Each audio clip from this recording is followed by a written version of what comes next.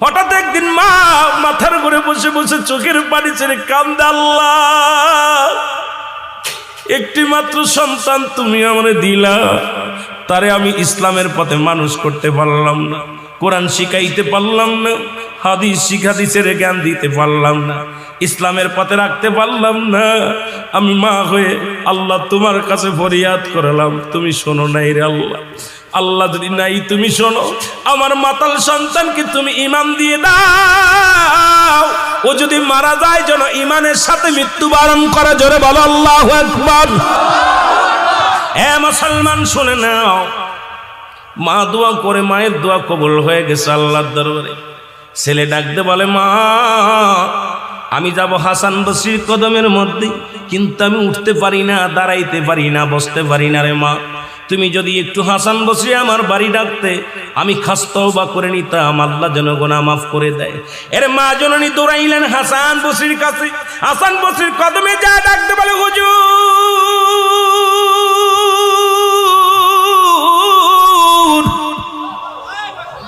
আমার মাতাল ছেলে তওবা করতে চায়, কালেমা পড়তে চায়, আপনি যদি আমার সাথে একটু আমার বাসায় যাইতেন গো, তাহলে আমি অত্যন্ত খুশি হতাম আপনার উপরে।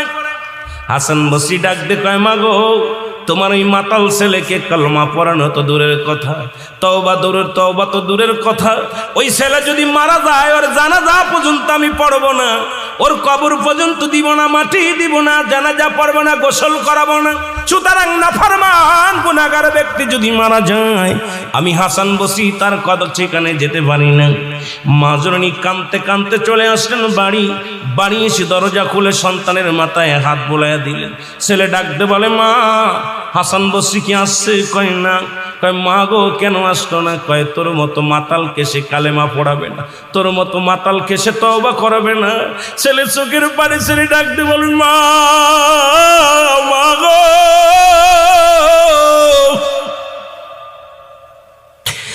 আমার মতো পাপীরে যদি দুনিয়ার মানুষ ঘৃণা করে, আমি যদি মারা যাই, জানি আমি মারা যাবো গো মা, মারা গেলে আমার এই লাশখানা কোনো গোরস্থানে শুয়াইবা না, যদি গোরস্থানে শুয়াও তাহলে গোরস্থানের মানুষের কষ্ট হবে রে মা, আমি মারা গেলে আমার গলার মধ্যে রশি লাগাইয়া টানতে টানতে জঙ্গলের মধ্যে ফেলে দিবা রে মা, নাই সমুদ্রে ফেলে দিবা, কারণ আমার মতো পাপীরে যদি গোরস্থানে রেখে দেয় অন্য ভাইয়ের কষ্ট হবে, অন্য ভাই বোনদের কষ্ট হবে।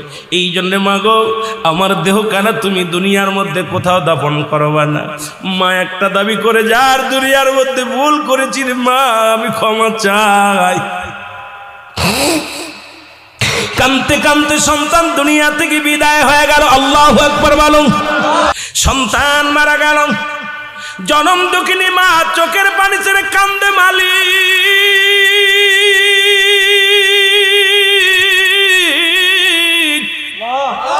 আমি অপরাধী, আমি গুনাহগার, একটা মাত্র সন্তানকে আমি দিনের বুঝ দিতে পারি নাই, সন্তান মারা গেল, এই লাশ আমি কোথায় রাখবো, এই মরা দেহখানা আমি কোথায় ফেলে দিব রে আল্লাহ। সন্তান তো বলে গেছে, মা তুমি আমার গলার মধ্যে রশি লাগাইয়া বনের মধ্যে ফেলে দিবা, নাই পানিতে ফেলে দিবা। এখন আমি কি করি? চোখের পানি ছেড়ে কান্দে। এমন সময় হাসান বসরি দরজার মধ্যে হাজির। মারহাবা বলেন না? হাসান বসরি যখন দরজার মধ্যে হাজির হয়ে গেছে, দরজা খুলে দেখে হাসান বসরি রাহমাতুল্লাহ উনি ঘরের মধ্যে হাজির হয়ে গেছে গো। ডাকতে বলে, হুজুর আপনি আমার ঘরে? কই, মা গো, তোমাকে বিদায় করে দিয়া আমি জোহরের নামাজ পড়ে যখন যাই নামাজের পর ডান হাত মোবারক মাথার তলে দিয়ে ঘুমাইছিলাম, ইলহামের মাধ্যমে শুনতে পারলাম, হাসান যে মা তার সন্তানের জন্য ক্লাতি করে রে,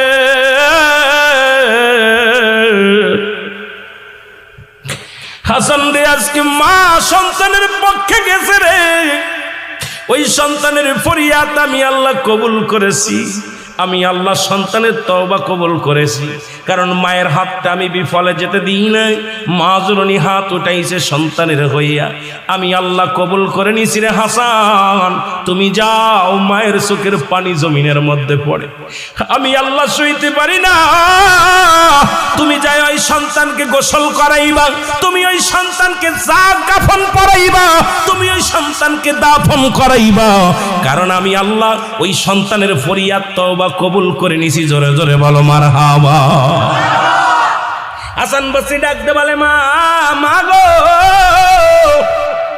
এই দুনিয়ার মধ্যে তোমার দোয়া বিফলে যায় নাই। মাগো, তোমার দোয়া আল্লাহ কবুল করেছে, তোমার সন্তানের তওবা আল্লাহ কবুল করেছে। এ মুসলমান, আজকে সেই সমাজ, এ মুসলমান, এমন মা বাবা যদি কোনো সন্তানের পক্ষপাতী করে গো, তার কপাল খুলে যায়। আজকে অনেকেই ওয়াজ শুনি কিন্তু মা বাবার সাথে খারাপ ব্যবহার করি। অনেক বক্তা মা বাবার ওয়াজ করে কান্দি, অথচ মা বাবার খবর নিই না। ও মুসলমান, আজকে মা বাবা বৃদ্ধ আশ্রমে, মা বাবা বুড়া বয়সে কত কষ্ট করে রে মুসলমান। আজকে মা বাবার হক আমরা আদায় করতে পারি না, আল্লাহর দরবারে কি জবাব দিব রে মুসলমান।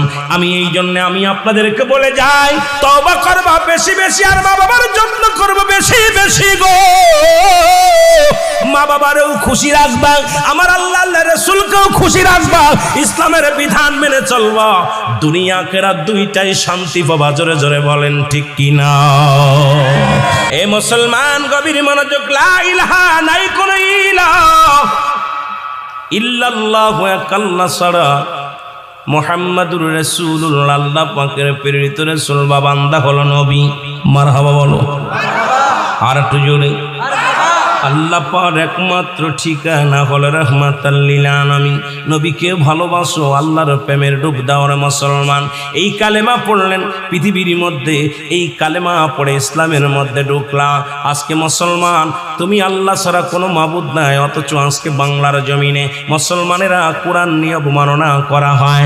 আজকে কোরআনের প্রতি তওমাত দেয়া হয়, নবীর প্রতি তওমাত দেয়া হয়, সাহাবীদের প্রতি তওমাত দেয়া হয় রে মুসলমান। শুনে নাও, কয়েকদিন আগে বড় কষ্ট পাইলাম, কোরআনকে বলতেছে কোরআনের ভিতর অধিকাংশ আয়াত জাল, কোরআনের ভিতর অধিকাংশ আয়াত হলো বানোয়াট, অথচ আল্লাহ বলেছেন জালিকাল কিতাবু লা রাইবা ফীহি। জোরে বলো মারহাবা। মুসলমান, যার ভিতরে কোনো সন্দেহ নাই, যার কোনো জবর ভুল নাই, জেরের ভুল নাই, নুক্তার ভুল নাই। আজকে বাংলার জমিনের কিছু শায়েখ আছে যারা কোরআনের ব্যাখ্যা দিতে যায় কোরআনের ভুল ধরেছে। আল্লাহ বলে, কারা ধরবে না? হুদাল্লিল মুত্তাকিন। ও মুসলমান শুনে নাও, যারা মুত্তাকিন হবে, যারা মুমিন হবে, কোরআনের অবমাননা করবে না, ইসলামের অবমাননা করবে না। এই জন্য যারা চন্দ্র পূজা করে, যারা প্রতিমা পূজা করে, যারা দুনিয়ার মধ্যে আল্লাহ ছাড়া অন্যকে সাক্ষী বানায়, দেবতা বানায় পূজা করে, আল্লাহ বলে হাবিব ওদের জানায়া দাও। আমি ছোট্ট একটা সূরা পড়ে আলোচনা শুরু করেছি, সূরা ইখলাস। আল্লাহ বলে হাবিব ওদের জানায়া দাও, আল্লাহু আল্লাহু আহাদ আল্লাহুস সামাদ লাম ইয়ালিদ ওয়া লাম ইউলাদ ওয়া লাম ইয়াকুল লাহু কুফুয়ান আহাদ। জোরে জোরে চিল্লায়া চিল্লায়া বলেন আল্লাহু আকবার। আল্লাহ ডাকতে বলে, হাবিব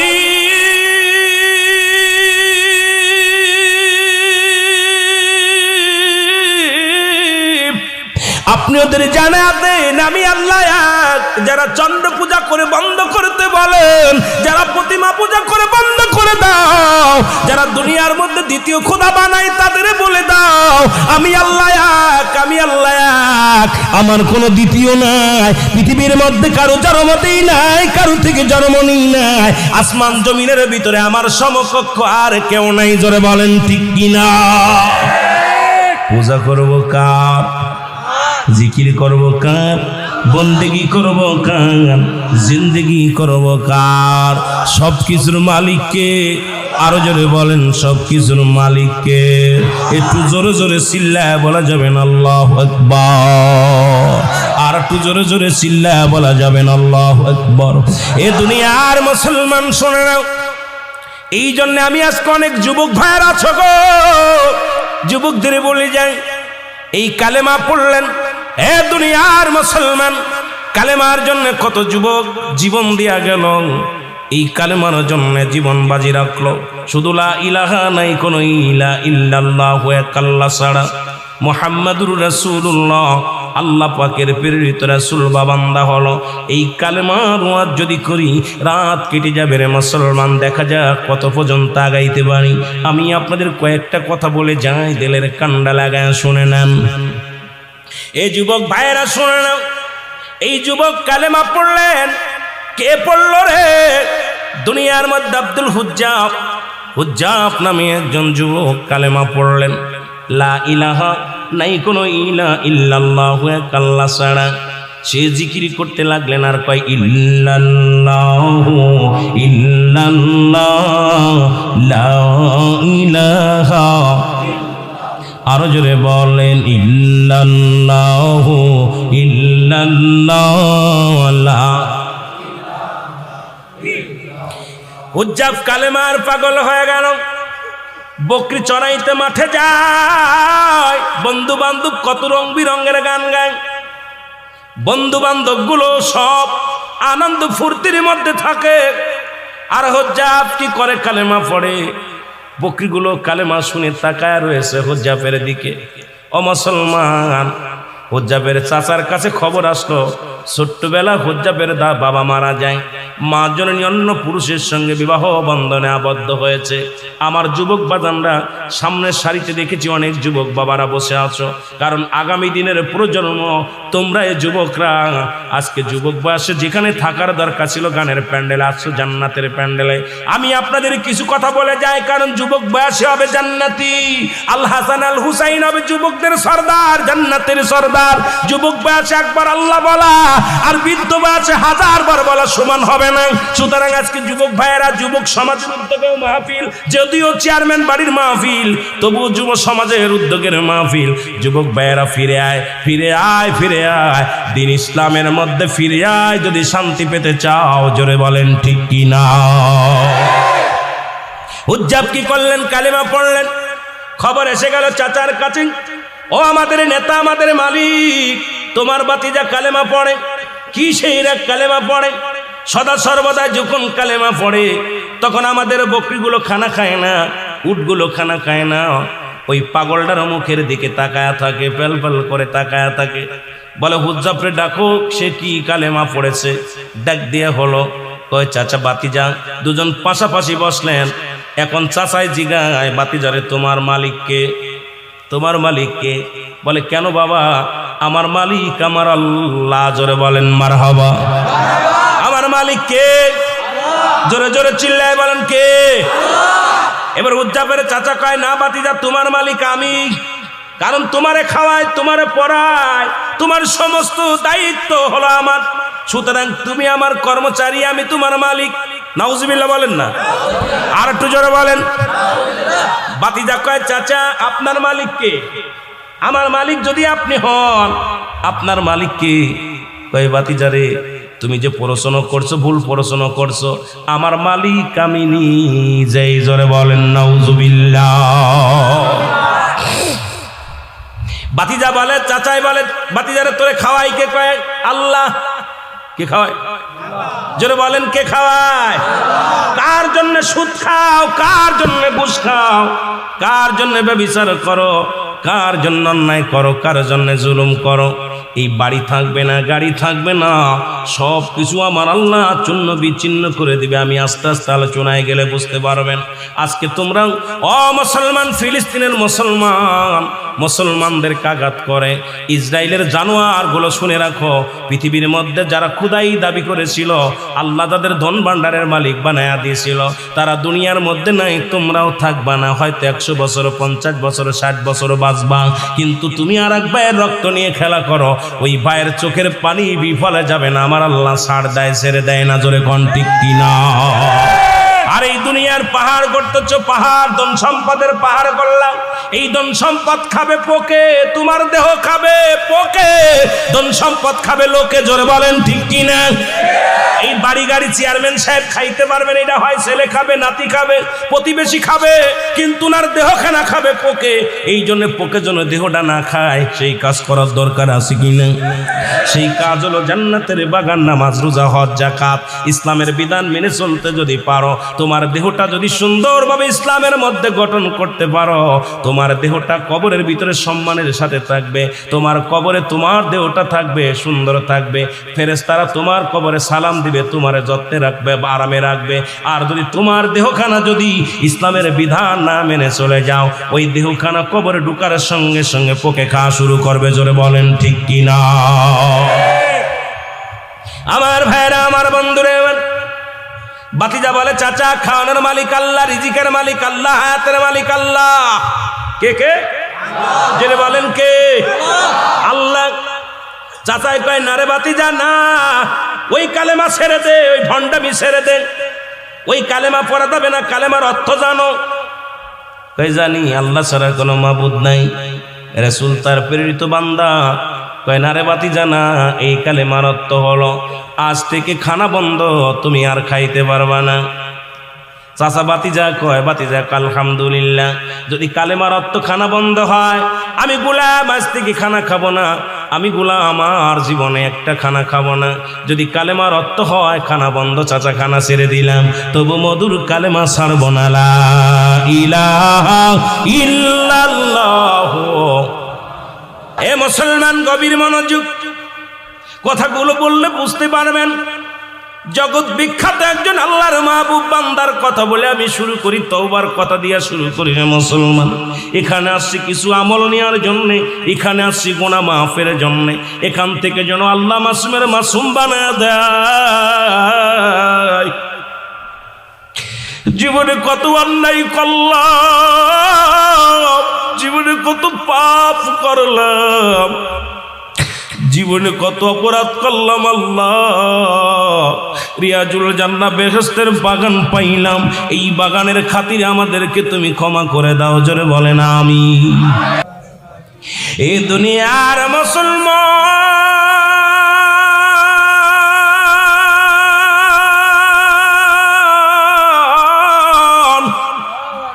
আমি বলতেছিলাম, এক নাম্বার বিপদ হলো মানুষের মরণ,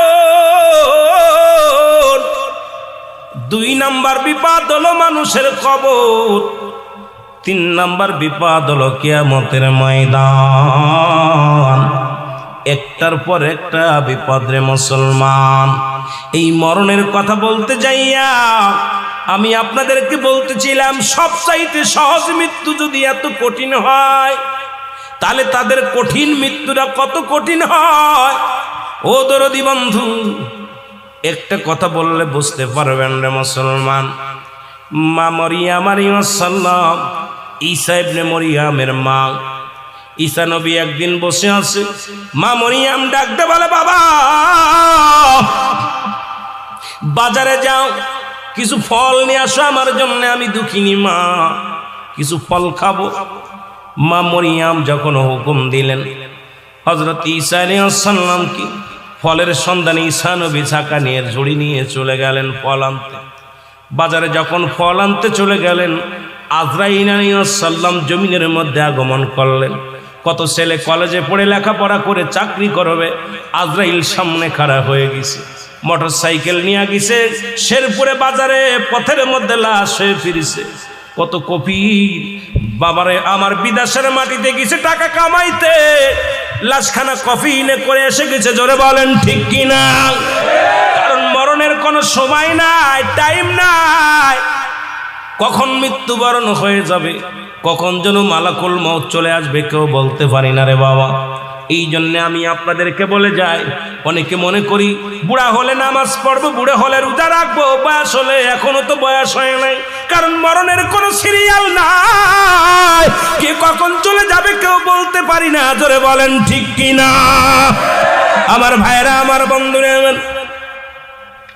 এর মারিয়াম, মারিয়ামের কাছে আজরাইল ডাকতে বলে, সালাম দাও, আসসালামু আলাইকুম মা মারিয়াম।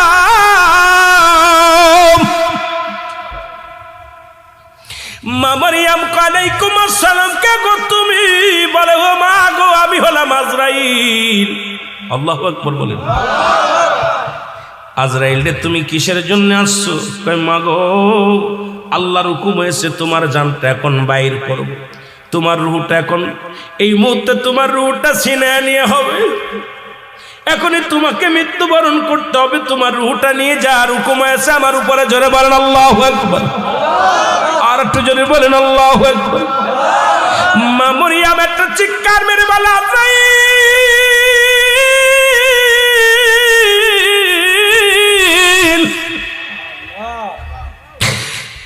তুমি আমার নিবার আইছো, কোনো দুঃখ নাই, তবে আমাকে একটু সময় দাও, আমাকে একটু সময় দাও। আমি আমার ছেলেকে পাঠাইছি ফল আনতে, আমার ছেলে আমার কলিজার টুকরা সন্তান যখন ফিরে আসবে তার সাথে 2টা মিনিট কথা বলতে চাই রে আজরাইল, এই সময়টুকু আমারে দাও, আমি আমার ছেলের সঙ্গে 2টা কথা বলতে চাই। আজরাইল বলে, মা সময় নাই, কারণ আল্লাহর হুকুম আছে আপনাকে 2টা মিনিট আমি সময় দিতে পারবো না। ও মা মারিয়াম, এখনই হুকুম আছে আপনার রূহটা কবজ করার জন্য, সুতরাং 2 মিনিট কেন 2 সেকেন্ড সময় যে আমার দ্বারা সম্ভব নয়। আপনি প্রস্তুতি নেন, আপনার রূহ কেন আমি বাইর করবো। জোরে জোরে চিল্লায় বলো আল্লাহু আকবার। আজরাইল হুকুম দিলে, হুকুম পাইলে তোমার মতো মৌলবী, আমার মতো মৌলবী, মুন্সি দেখার সময় নেই। খালি হুকুম আসতে পারলে দেখা যায় সিজদার মধ্যে পড়ে আছে, রুকুর মধ্যে পড়ে আছে, ঘুমের মধ্যে মরে আছে। কারণ কখন কোন হালাতে নিব, আল্লাহ যখনই হুকুম দিবে আজরাইল তখনই সেই হালাতেই ধরে ফেলবে। জোরে বলেন ঠিক কিনা? আজরাইল আলাইহিস সালামকে মারিয়াম আলাইহিস সালাম বলে, ও আজরাইল, আমি ভয় করি না, মৃত্যুকে ভয় করি না, মৃত্যুকে পরোয়া করি না, তুমি আমার নিয়ে যাবা, যদি আমার কথাই যদি না শুনবা তাহলে আমি প্রস্তুতি নিলাম, তুমি আমার রূহটা নিয়ে যাও। সঙ্গে সঙ্গে আজরাইল আলাইহিস সালাম রূহটা নিয়ে গেছে, মা মারিয়াম জমিনের মধ্যে পড়ে গেছে। জোরে বলো আল্লাহু আকবার। মারিয়াম আলাইহিস সালাম কি বলছে, সঙ্গে সঙ্গে জমিনের মধ্যে পড়ে গেছে গো।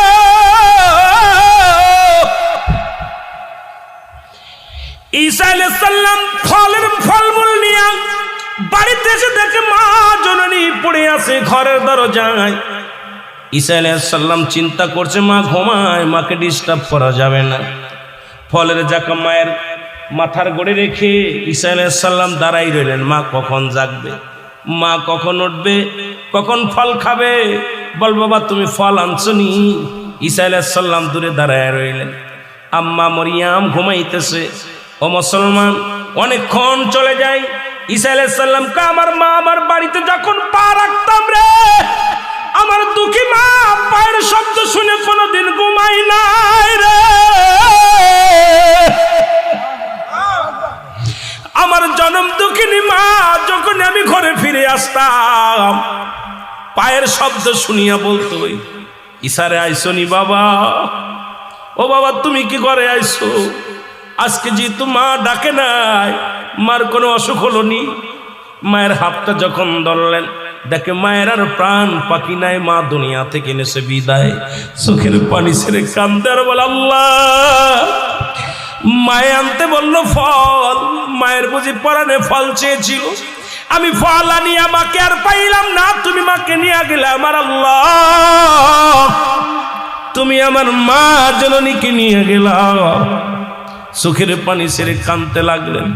কাঁদিয়া কাঁদিয়া বলে, আল্লাহ তুমি তো আমাকে সেই পর দিছো জিন্দা ডারে মরা ডারে বাঁচানো। ঈসা আলাইহিস সালাম ডাক দে বলে, আল্লাহ সেই ক্ষমতা আমারে দিয়া দাও, আমার মাকে একটু জাগাইব। সঙ্গে সঙ্গে আল্লাহ ক্ষমতা দিয়ে দিলেন, হুকুম দিলেন, ঈসারে তোর মারে ডাক দে। সঙ্গে সঙ্গে ঈসা আলাইহিস সালাম ডাক দেয়, মা আর ঘুমায় না, ওঠো। মা জননী লাফতে উঠলেন, মারহাবা বলেন। মা জননী বলে, বাবা রে তুমি ফল দিয়ে আইসো নি? আল্লাহু আকবার।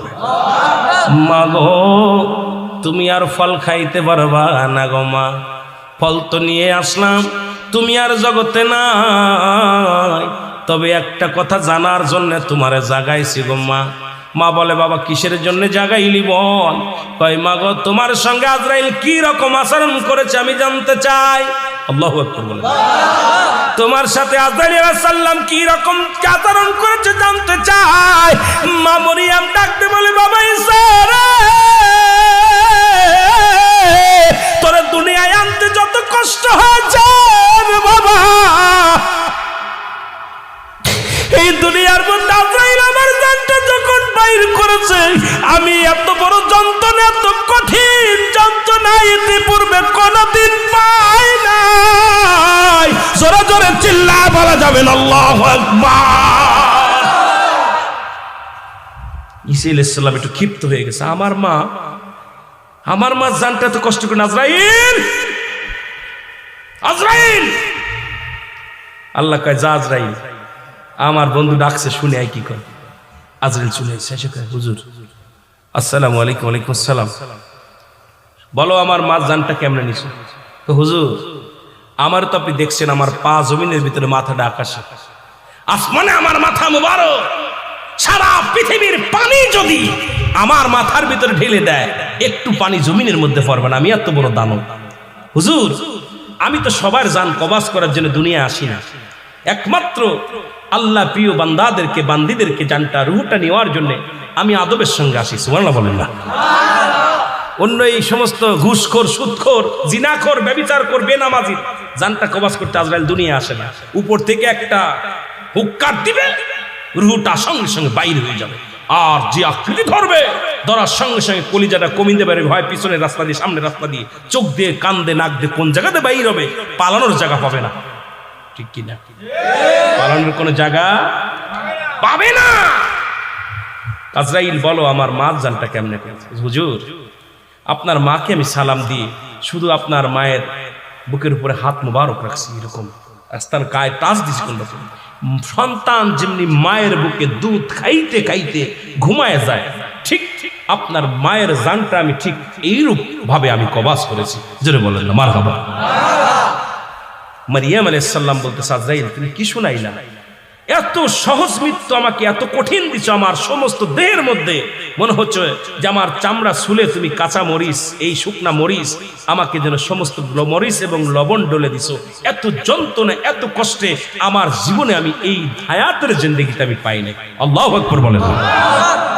এই মৃত্যু যদি তুমি এত কঠিন দিতে পারো, তাহলে কঠিন মৃত্যুটা কত কঠিন।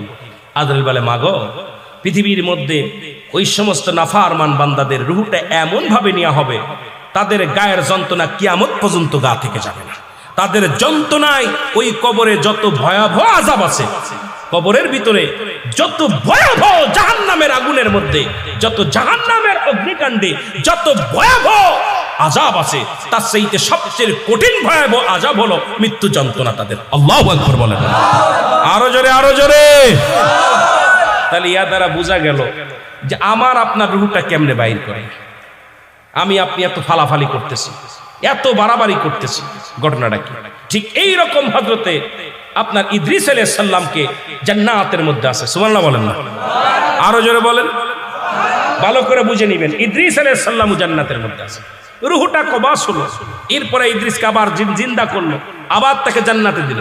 ইদ্রিস আলাইহিস সালামকে আল্লাহ জিগায়, ইদ্রিস ও বন্ধু তুমি কি জান্নাত পেয়ে খুশি? বলে হ্যাঁ খুশি হয়েছি, তবে আমার একটা কষ্ট। কি কষ্ট? আল্লাহ তোমার আজরাইল মনে আমার সাথে ভালো ব্যবহার করে নাই, তোমার আজরাইল আমার সাথে দুর্ব্যবহার করছে। কি কারো দুর্ব্যবহার? তোমার আজরাইল আমার রূহটা এমন কষ্ট দিছে, আমার গায়ের যন্ত্রণা যায় না, আমি ঘুরে শুতে পারি না, বসতে পারি না, দাঁড়াইতে পারি না, আমার গায়ের যন্ত্রণা এখন ছটফট করি, আমি খুব কষ্টের মধ্যে আছি। আল্লাহু আকবার বলেন না। আল্লাহ কয় আজরাইল তাড়াতাড়ি যা। আমার বন্ধু কি কয়? ইদ্রিস আলাইহিস সালামের কাছে আজরাইল আলাইহিস সালাম চলে আসছে। আয়েশা বলতেছে হুজুর আপনার কাছে আমি আসছি, কিছু জানতে চান? কয় আমি তো জান্নাত পেয়ে, আল্লাহর নিয়ামত পেয়ে অনেক খুশি হয়েছি, হ্যাপি হয়েছি, আর নিয়ামতে ভরপুর সব পাইলাম, কিন্তু আজরাইল আগে বলো আমার জানটা কেমনে বাইর করেছিল। ইদ্রিস আলাইহিস সালাম বলা পর আজরাইল আলাইহিস সালাম বলে হুজুর আপনার রুহটা আমি এত আসানে, যেমন একটা ফুল ছেড়ে বা একটা পিপিলিকায় কামড় দেয়, আপনাকে তো এত পরিমাণও আমি কষ্ট দিই, আপনাকে আমি এত পরিমাণও কষ্ট দিই নাই, শুধু আমার হাত মুবারকে ছোঁয়া দিছি আপনার গায়ের মধ্যে, আপনার ছোঁয়া ও তার আপনার হুকুম নিয়ে আপনার গায়ের মধ্যে ছোঁয়া দিছি, আপনার রুহটা আমি আসান করে এত আসানে সুন্দরভাবে একদম বুলাকে যেমন মাথায় হাত বুলায় বুলায় ঘুম পাড়ায়, আপনার রুহটা ঠিক এত সুন্দরভাবে আমি নিয়েছি।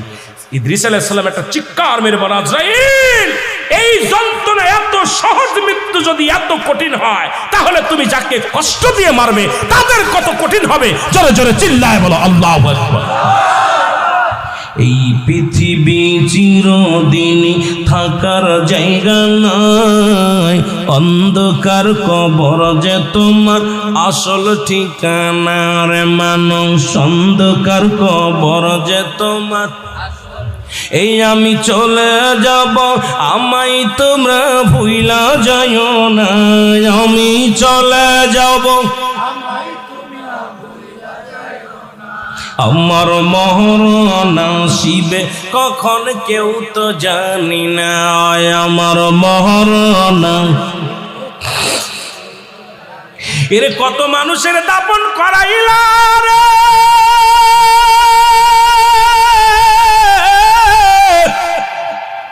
কত মানুষের কাপন পরাইলা, কত মানুষকে গোসল করাইলা। গোসল যারা করায় কেউ বলে পায়খানা করে দিছে, কেউ বলে প্রস্রাব করে দিছে, কেউ বলে জিহ্বা বাইরে হয়ে গেছে, চক্ষু দুইটা বড় বড় হয়ে গেছে। এই মরণের যন্ত্রণা আল্লাহ আল্লাহ, তুমি আমাদের মরণ ব্যাধিটা একটু আল্লাহ মাফ করে দিও গো আল্লাহ। এই মরণের সময় তুমি আসানের সঙ্গে মৃত্যু দিয়া দিও, ইমানের সাথে মরণ দিও। জোরে জোরে বলেন আল্লাহু আকবার। এ আমার ভাইয়েরা, আমার বন্ধুরা, আমার আল্লাহ, ও আমার আল্লাহ, এই মরণটা যেন এমন ভাবে দাও, এই মরণের সময় যেন কালেমা পড়তে পড়তে মরতে পারি, এই কালেমা যেন নসিব হয়ে যায় আল্লাহ, ইমানের সাথে যেন মৃত্যু হয়। এর 2 নাম্বার বিপদ হলো মানুষের কবর।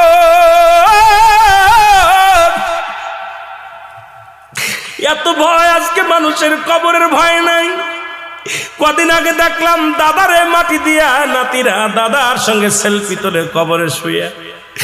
আরে দুনিয়ার কবরের ভয় যদি কোনো মানুষের থাকতো, দুনিয়ায় ঘুষ খাইতে পারতো না, সুদ খেতে পারতো না। কবরের ভয় যদি কোনো বান্দার অন্তরে থাকতো,